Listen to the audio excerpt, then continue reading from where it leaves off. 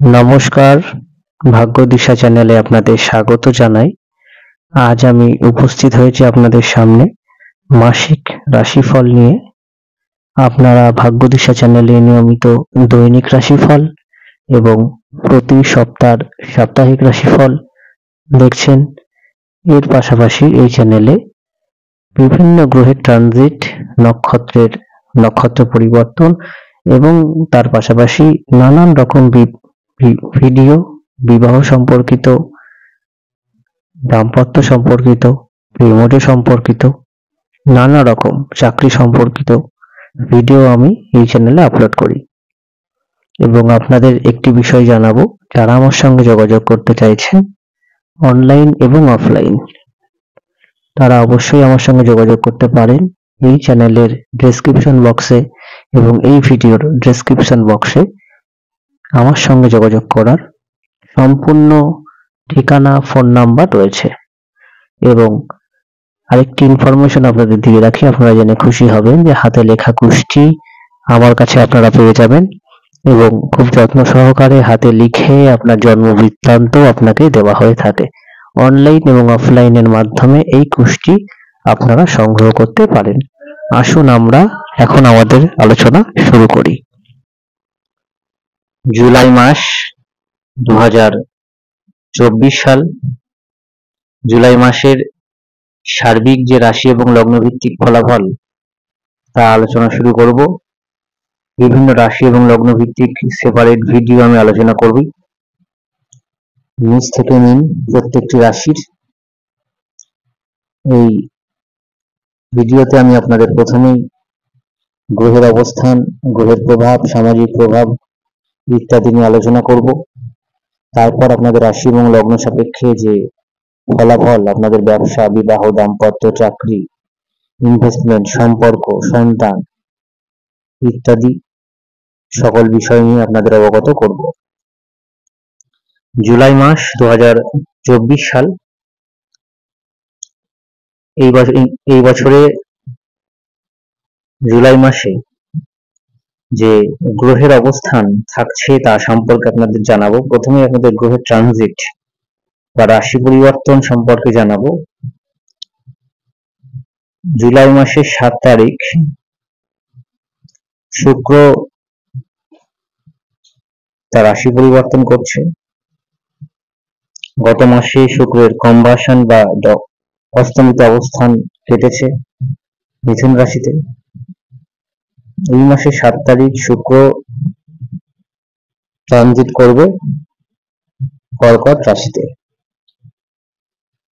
চন্দ্রের রাশি কর্কটে। ঠিক তার পরের দিন 8 তারিখ রাহু তার নক্ষত্র পরিবর্তন করবে, অর্থাৎ এতদিন রেবতী নক্ষত্রে রাহুর অবস্থান ছিল, সেই রেবতী নক্ষত্র ত্যাগ করে রাহু প্রবেশ করবে উত্তর ভাদ্রপদ নক্ষত্র, অর্থাৎ শনি নক্ষত্রে রাহুর অবস্থান হবে 8 তারিখ থেকে। 12 তারিখ মঙ্গলের রাশি পরিবর্তন হবে, তার স্বক্ষেত্র মূল ত্রিকোণ অবস্থান ত্যাগ করে মেষ রাশি ত্যাগ করে বৃষ রাশিতে জুলাই মাসের 12 তারিখ। জুলাই মাসের 16 তারিখ সূর্য বা রবি মিথুন রাশি ত্যাগ করে চন্দ্র রাশি তার মূল ত্রিকোণের আগের রাশি জলকারক রাশি কর্কট রাশিতে প্রবেশ করবে। এবং এরপর 19 তারিখ 19 জুলাই মার্কারি অর্থাৎ বুধ সিংহ রাশি রবি রাশিতে প্রবেশ করবে। এবং রবি রাশিতে প্রবেশ করে স্লো হতে থাকবে, যদিও এই মাসে আপনারা লক্ষ্য করবেন 19 তারিখে ট্রানজিট হচ্ছে বুধের, অর্থাৎ 19 দিন সে কর্কট রাশিতেই থাকবে। কিন্তু বুধ একটি রাশিতে 15 থেকে 16 দিন অ্যাভারেজলি থাকে, সেটা স্বাভাবিকভাবেই কর্কট রাশিতে অবস্থান সময় বুধের গতি অনেকটাই আস্তে আস্তে ধীরে ধীরে কমেছে এবং তারপর খুব অল্প পরিমাণ মার্গী গতিতেই সে কর্কট রাশি ত্যাগ করে সিংহ রাশিতে প্রবেশ করবে। এই রাশিতে পরের মাসে সে বক্রী হবে। এরপর এই মাসের শেষ যে ট্রানজিট, মেজর ট্রানজিটের মধ্যে এই মাসের শেষ দিন অর্থাৎ 31শে জুলাই আবার শুক্রের রাশি পরিবর্তন আমরা লক্ষ্য করব, অর্থাৎ কর্কট রাশিতে ত্যাগ করে সিংহ রাশিতে প্রবেশ করবে শুক্র। এই মাসের 7 তারিখ কর্কটে প্রবেশ করবে এবং এই মাসের 31 তারিখ কর্কট থেকে সিংহতে প্রবেশ করবে শুক্র।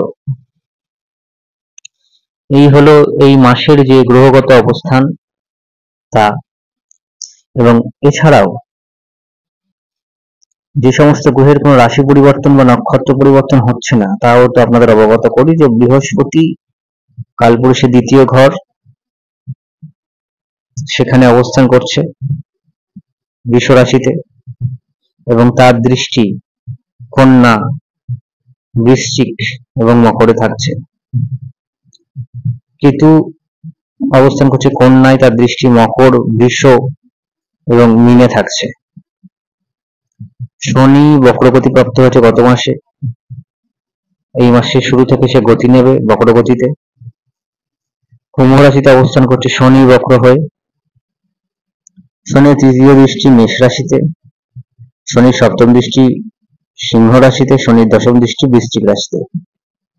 বর্তমানে কর্কট রাশি এবং বৃশ্চিক রাশির শনির ধাইয়া চলছে এবং মকর রাশি শেষ শনির 7.5 শেষ স্টেজ, কুম্ভ রাশি শনির 7.5 মিডিল স্টেজ এবং মীন রাশির শনির 7.5 স্টার্টিং স্টেজে রয়েছে। মঙ্গল রাশি পরিবর্তন করে বৃষ রাশিতে যখন যাবে তখন সিংহ রাশিতে তার দৃষ্টি থাকবে, বৃষতে থাকবে এবং ধনুতে থাকবে, বৃশ্চিকে থাকবে এবং ধনুতে থাকবে।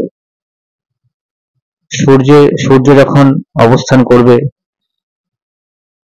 মিথুনে তখন তার সপ্তম দৃষ্টি ধনুতে থাকবে। সূর্য যখন অবস্থান করবে কর্কটে তখন তার দৃষ্টি থাকবে মকরে। এছাড়া শুক্র যখন অবস্থান করবে মিথুনে সপ্তাহের প্রথম 7 দিন তখন তার দৃষ্টি থাকবে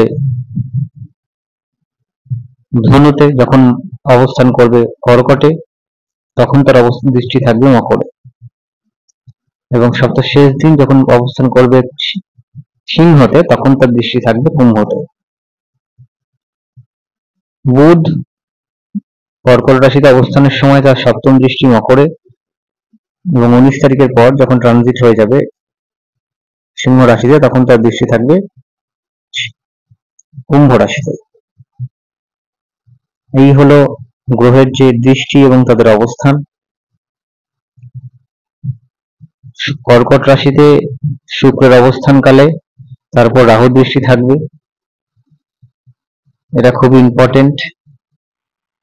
এবং শুক্র এবং রাহু একে অপরের ত্রিকোণে অবস্থান করছে, সেটা সামাজিক সম্পর্ক, দাম্পত্য,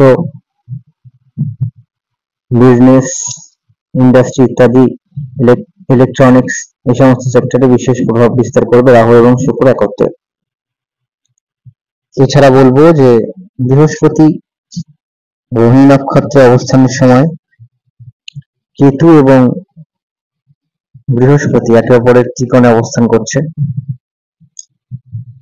মঙ্গলের উপর যতদিন না 12 তারিখ অব্দি মঙ্গল মেষ রাশিতে থাকবে তখন মঙ্গলের দৃষ্টি কর্কট, তুলা এবং বৃশ্চিকে থাকবে এবং মঙ্গলের উপর দৃষ্টি থাকবে শনির তৃতীয় দৃষ্টি। সেহেতু এই সময় প্রাকৃতিক দুর্যোগ, ভূমিকম্প, অগ্নিসংযোগ গত মাস থেকে আপনারা বিভিন্ন জায়গায় খবর পেয়েছেন, তা কিন্তু অনেকটাই লক্ষ্য করা যাবে। এই হলো গ্রহের যে অবস্থান জুলাই মাসে, তা আমি আপনাদের সামনে তুলে ধরলাম। জেনারেল ভাবে যদি আপনাদের বলি, জুলাই মাস 2024 সালে প্রথমেই আপনাদের প্রাকৃতিক যে পরিবর্তন যার সম্ভাবনা রয়েছে, যদিও প্রাকৃতিক দুর্যোগ এ সম্পর্কে বলার অনেক বাধ্যবাধকতা রয়েছে, তবুও আপনাদের বলি ধস নামা বিভিন্ন জায়গায় পাহাড়ি এলাকায়, তার পাশাপাশি ভূমিকম্প, অগ্নিসংযোগ, অতি পরিমাণে বৃষ্টি ইত্যাদির কিন্তু প্রবল সম্ভাবনা থাকছে জুলাই মাসে। যদিও তা আমাদের ভারতবর্ষ বা পূর্ব পূর্ব দিকে পূর্ব ভারতে সম্ভাবনা যদিও কম রয়েছে। এই গ্লোবালাইজ এফেক্ট হিসেবে আমি যদি বলি, এই বছর এই মাসে বিভিন্ন রকম প্রাকৃতিক দুর্যোগের কিন্তু প্রবল সম্ভাবনা থাকছে। আবহাওয়ার পরিবর্তন এদিকে যদি আমরা নজর দিই, বৃষ্টি হলেও বা হাওয়ার গতিবেগ বাড়লেও যে গৃহ বা পরিবেশের যে তাপদাহ, সেই দাবদাহ বা তাপ অনেকটাই বজায় থাকবে। যদিও জুলাই মাস আমরা জানি যে বর্ষাকাল বেশিরভাগ সময়টাই থাকে, কিন্তু বর্ষা বৃষ্টি যদি হয়ও গরমের যে সম্ভাবনা বা হিউমিডিটি বা আর্দ্রতার যে প্রভাব তা অনেকটাই বজায় থাকবে। তো এই মাসে আমরা অন্যান্য বছরের জুলাই মাসের তুলনায় যদি বলি, প্রাকৃতিক বা এনভায়রনমেন্টাল বা ক্লাইমেট বা যাই বলুন, আবহাওয়ার বিশেষ ওয়েদার চেঞ্জের কিন্তু প্রবল সম্ভাবনা প্রেডিক্ট করা হচ্ছে। যেখানে যেখানে প্রয়োজন আছে বৃষ্টির, সেখানে পর্যাপ্ত বৃষ্টির না হওয়া, এবং যেখানে বৃষ্টির প্রয়োজন নয় অকারণে প্রচুর বৃষ্টি হওয়া, এর যোগ কিন্তু লক্ষ্য করা যাচ্ছে, যার আভাস আমরা বিগত মাসগুলো থেকেই লক্ষ্য করছি। সমাজের বা পৃথিবীর বিভিন্ন দেশে, ভারতবর্ষের বিভিন্ন প্রান্তে তা লক্ষণীয় হচ্ছে। এই সময় মানুষের ইন জেনারেল যদি বলি, মানুষের মধ্যে ধৈর্য, মানুষের মধ্যে একাগ্রতা, তা কিন্তু এর অভাব অনেকটাই লক্ষ্য করা যাবে। এছাড়া এই মাসে মানুষের মুখের বাক সংযমের ইন জেনারেল যদি বলি, অনেকটাই অভাব বা বিচ্যুতি লক্ষ্য করা যাবে। অ্যাক্সিডেন্টের কিন্তু প্রবল সম্ভাবনা এই মাস জুড়ে রাশি লগ্ন ভেদ করে ইন জেনারেল ভাবে আমি আপনাদের বলতে পারি, সেই দিকটা যাদের সাড়ে সাথী ধাইয়া চলছে তারা অবশ্যই অ্যাক্সিডেন্টাল যে টেন্ডেন্সি, সেই দিকটা অবশ্যই নজর রাখবেন। আমি এরপরে রাশি এবং লগ্ন ভিত্তিক আপনাদের জানাবো আরো ডিটেলসে।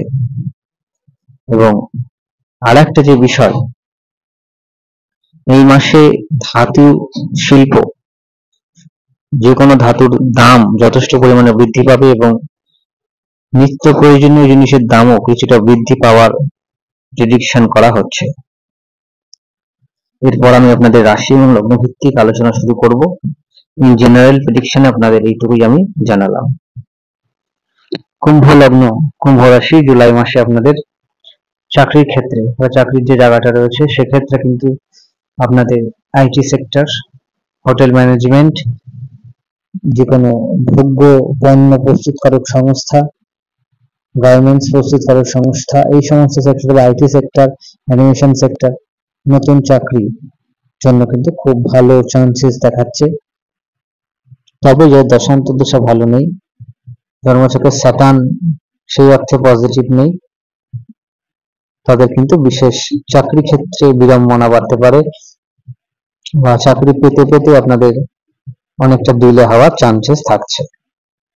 যারা নতুন ব্যবসা শুরু করতে চাইছেন তাদের বলবো যে এই সময় অন্তত মাসের প্রথম 15 দিন নতুন ব্যবসা শুরু করার জন্য বেশ ভালো যোগ কিন্তু থাকছে। স্বাস্থ্য নিয়ে যারা ভুগছেন, তার দশা যদি ভালো না থাকে, এই মাসে কিন্তু স্বাস্থ্যের অবনতির কিন্তু চান্সেস থাকছে। আপনাদের লগ্নে শনি বকরি থাকছে, সাড়ে সাতির এফেক্ট কিন্তু আপনারা সবচেয়ে বেশি পাবেন। কুম্ভর ক্ষেত্রে বলবো